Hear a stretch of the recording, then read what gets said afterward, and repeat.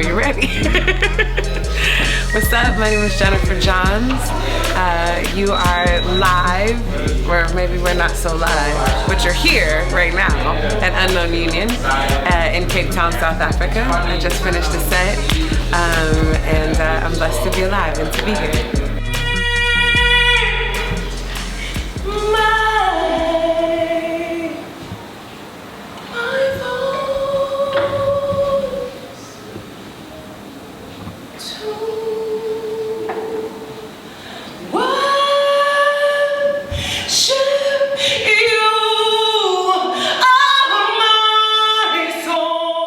I meant to be here for 3 weeks to interview people about freedom, about their ideas of freedom. The idea is that I feel like the human mind creates what it imagines.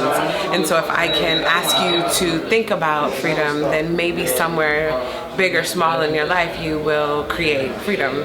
And then I got to Cape Town, and I don't know, maybe something in the mountains, in the ocean, in the xenophobia and the weird racism, I don't know, but I found myself feeling like I needed to investigate on a deeper spiritual level my personal freedom. And so I wound up recording this album called Azania since I've been here. It's a live record that I worked on with a group of musicians for a few weeks, and then we just recorded a live album because that's what you do when you're in Africa.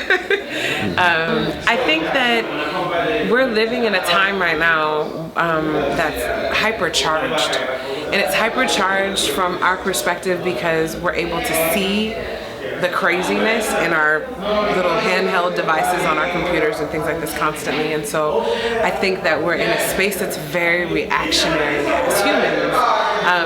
And my goal with Azania, the live experience, my goal with what I do as a musician, as an artist, is really to slow people down, help them to be disarmed and to be together so that we can then kind of hear what our individual spirits are to hear so that we can do the individual work that we are to do on this planet.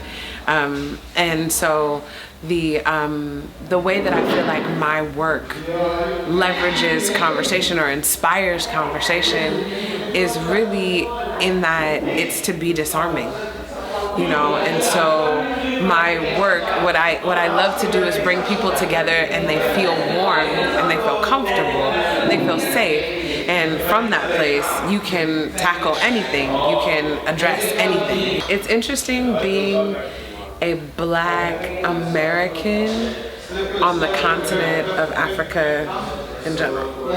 Like, being Black American on the continent is deep because what the world sees of you, what Africans see of you, and who you are and what your life is are often very different things.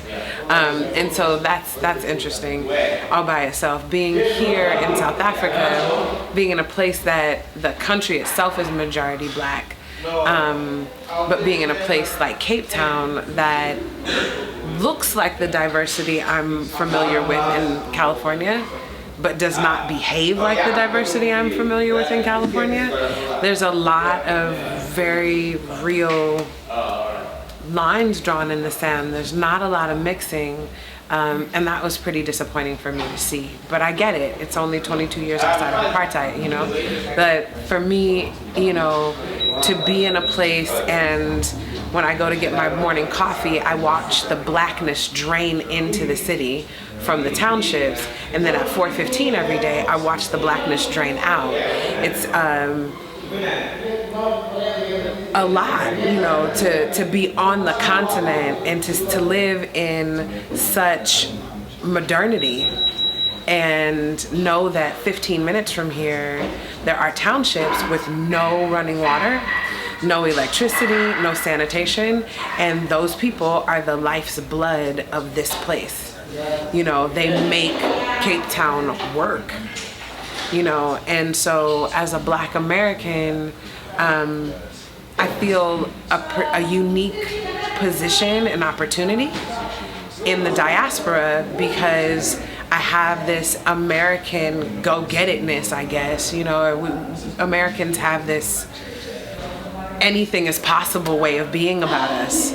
that if you're black and you got a passport and you got out of America and you came to Africa, you are one of very few people here who are doing this, and there must be more of us. I believe that we have the opportunity in this moment to shift our consciousness to less competition to have, and more competition to serve. And I see that humans really want a world where there's food, clothing, shelter, safety, clean air, water, and unregulated Wi-Fi. You know, I believe that about us, and we're moving towards that. And so as we get past racism and xenophobia and sexism and everything else, we'll get closer.